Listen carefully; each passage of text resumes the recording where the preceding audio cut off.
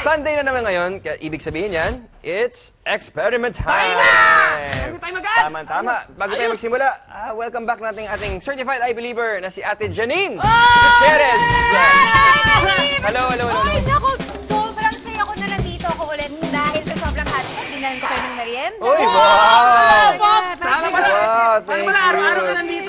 Thank you. Wow. Uy, teka. Pero bago niyo ubusin yung chips na yan, alam mo, may naisip akong magandang experiment gamit ang mga chip bags na to, ha?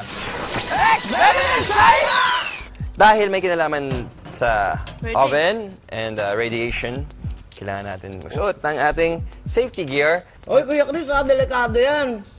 Mga believers, paalala lang po, huwag niyo pong gagawin to sa bahay dahil experiment lang po ito. Okay? Plastic po yan. Nakakasunog at nakakapasok. Tama. Yes, At tama. huwag gagawin to na walang supervision. Siyempre, Kung lalong-lalo gagayahin na. ninyo, okay? Pero mag-ingat. Okay. So, ito na. Empty na ang ating mga chip bags. Okay. So, kailangan flat siya as much as possible. And then, bubuksan natin si microwave oven. Here we go. So, lagay natin siya ng flat na ganyan. And then, close it. 5 seconds, guys. 1, 2, 3, 4, 5! Ito na. Natin. Wow!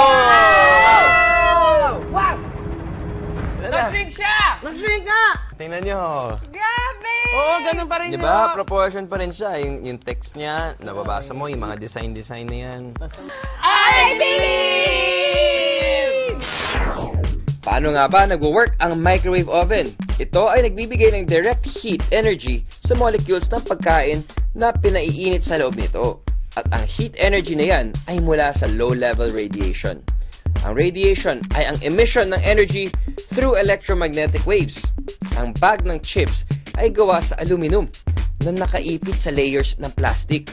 Ang mga plastic na ito ay gawa sa polymers, mga molecules na mahaba at tila nakastretch.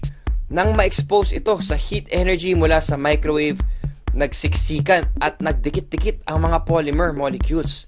Kaya ang bag of chips ay lumiit. I believe.